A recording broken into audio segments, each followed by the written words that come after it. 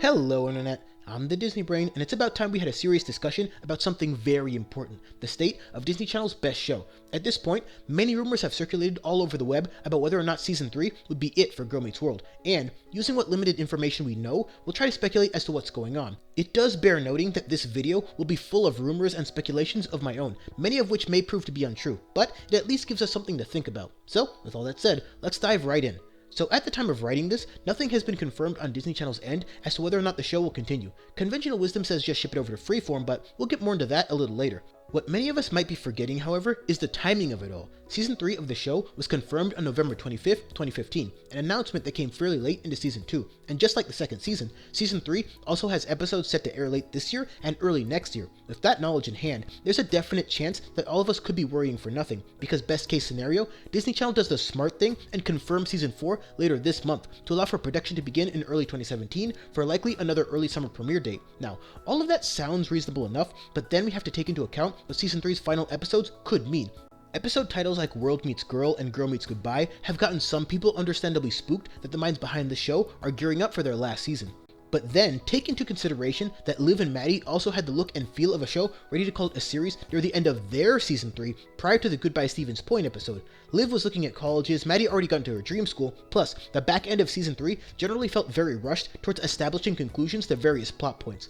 We also know that Disney Channel doesn't progress shows beyond high school very often, so, at the very least, ending things there would have been somewhat viable, but as worried as the actors were for that show, it ended up getting renewed, and is currently off to a rocky start, but I still have faith that it can improve going forward. The point is, things can change on a moment's notice.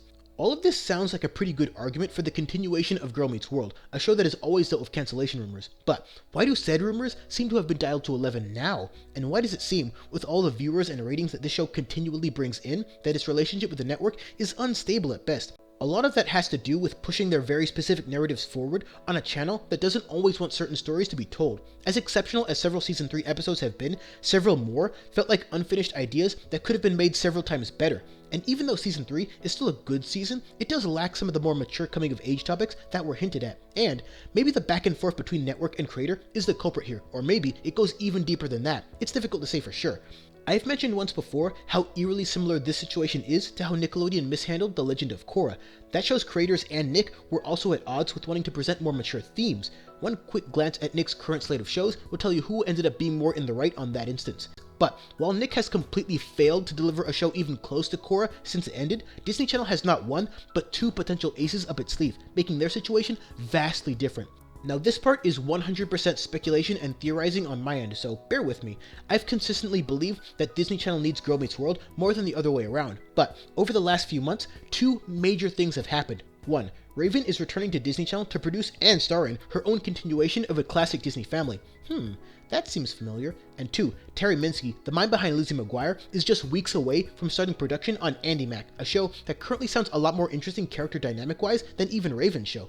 Throw in Descendants 2, which is pretty much guaranteed ratings at this point, and all of a sudden, Disney Channel needs Girl Meets World a little bit less.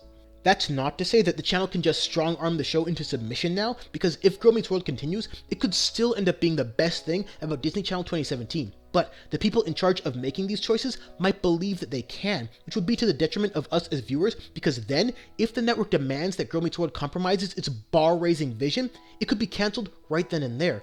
And while that kind of power struggle may seem like a terrible way to make important decisions, Disney Channel at one point thought giving a dog a voice was a good idea. They thought giving Corey his own show was a good idea. They thought greenlighting a sketch comedy show void of any comedy a decade too late was a good idea, but you get the point. Now, don't get me wrong, this network has done a lot more good than bad, but let's be honest with ourselves here. Canceling Girl Meets World would be an obvious blunder, but not one that's out of the realm of possibility for the network.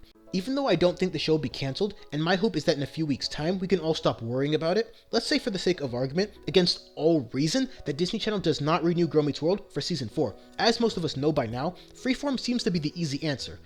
Or is it?